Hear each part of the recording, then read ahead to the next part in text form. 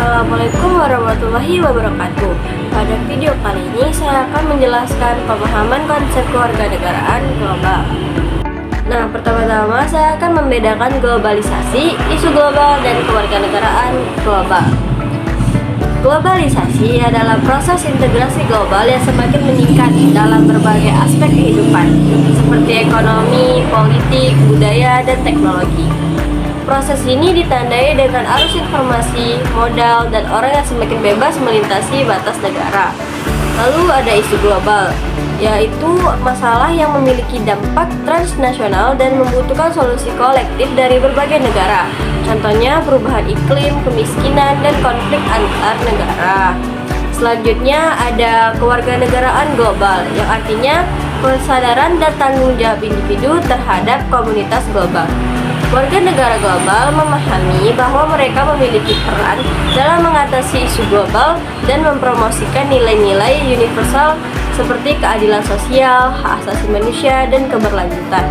Nah, ketiga konsep ini saling berkaitan. Globalisasi menciptakan kondisi yang memungkinkan munculnya isu global yang membutuhkan solusi kolektif. Kewarganegaraan global mendorong individu untuk mengambil peran aktif dalam mengatasi isu-isu tersebut. Adapun kasus yang menggambarkan hubungan erat dari tiga konsep ini yaitu pada tahun 2010 gempa bumi dan tsunami melanda Haiti, menghancurkan infrastruktur dan menyebabkan kerusakan yang meluas. Warga negara global dari berbagai negara merespon bencana ini dengan memberikan bantuan kemanusiaan baik dalam bentuk donasi finansial maupun bantuan logistik. Organisasi internasional seperti PBB dan Palang Merah juga mengerahkan tim bantuan untuk membantu korban bencana. Membedakan kewarganegaraan global dan kewarganegaraan digital. Apakah lebih dari sekedar gadget? Kewarganegaraan global adalah kesadaran dan tanggung jawab individu terhadap komunitas global. Warga negara global memahami bahwa mereka memiliki peran dalam mengatasi isu global dan mempromosikan nilai universal seperti keadilan sosial, hak asasi manusia, dan keberlanjutan. Sedangkan kewarganegaraan digital adalah serangkaian konsep untuk memberi pengetahuan mengenai penggunaan teknologi dunia maya secara benar dan tepat. Warga negara digital memahami hak dan tanggung jawab mereka dalam dunia digital, termasuk etika keamanan dan privasi.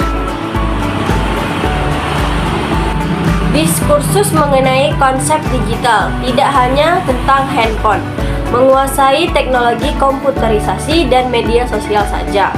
Kewarganegaraan digital mencakup berbagai aspek seperti yang pertama, aspek digital, yaitu memastikan semua orang memiliki akses yang adil dan setara terhadap teknologi digital terlepas dari latar belakang sosial ekonomi, lokasi, atau disabilitas. Yang kedua, literasi digital, memiliki kemampuan untuk mengakses, memahami, mengevaluasi, dan menciptakan informasi digital. Selanjutnya, etika digital, yaitu berperilaku sopan dan bertanggung jawab di ruang digital, termasuk dalam berkomunikasi, berbagi informasi, dan menggunakan media sosial. Lalu ada keamanan digital, yaitu melindungi diri dari ancaman digital seperti serangan cyber, penipuan online, dan pelanggaran privasi. Selanjutnya yaitu privasi digital, yaitu menjaga privasi data pribadi dan memahami hak-hak privasi dalam dunia digital.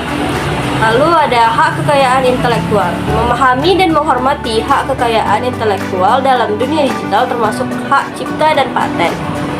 Partisipasi digital, berpartisipasi aktif dalam ruang digital termasuk dalam menyampaikan pendapat, berdiskusi, dan berkontribusi pada pengembangan teknologi. Contohnya saja seorang remaja menyebarkan berita bohong tentang bencana alam di media sosial dan menyebabkan kepanikan dan keresahan di antara masyarakat. Nah, remaja tersebut melanggar etika digital dengan menyebarkan informasi yang tidak benar. Warga negara digital yang bertanggung jawab akan mengecek kebenaran informasi sebelum menyebarkannya dan menghindari penyebaran berita bohong. Warga negara global antara kedaulatan dan nasionalisme.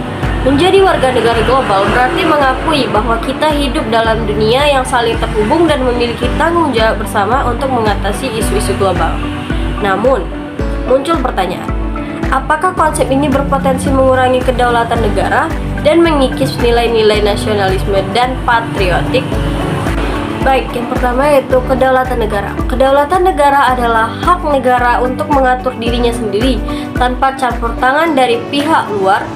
Namun, dalam dunia yang semakin terglobalisasi, kedaulatan negara tidak lagi menjadi konsep yang mutlak. Isu-isu global seperti perubahan iklim, pandemi, dan terorisme menuntut kerjasama internasional dan pengorbanan kedaulatan nasional untuk mencapai solusi bersama. Yang kedua, nasionalisme dan patriotisme. Nasionalisme dan patriotisme adalah bentuk cinta dan kesetiaan terhadap negara dan bangsa. Dalam era global, nilai-nilai ini perlu diinterpretasi ulang.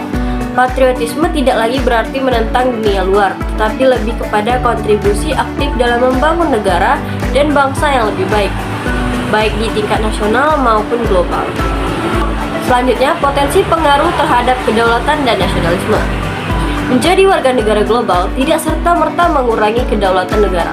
Sebaliknya, konsep ini mendorong negara untuk bekerja sama dengan negara lain dalam mengatasi isu-isu global dan mencapai tujuan bersama. Namun penting untuk memastikan bahwa kerjasama internasional tidak mengarah pada pengurangan kedaulatan negara secara berlebihan. Contohnya, kerjasama internasional dan kedaulatan. Perjanjian Paris tentang perubahan iklim menuntut negara-negara untuk mengurangi emisi gas rumah kaca.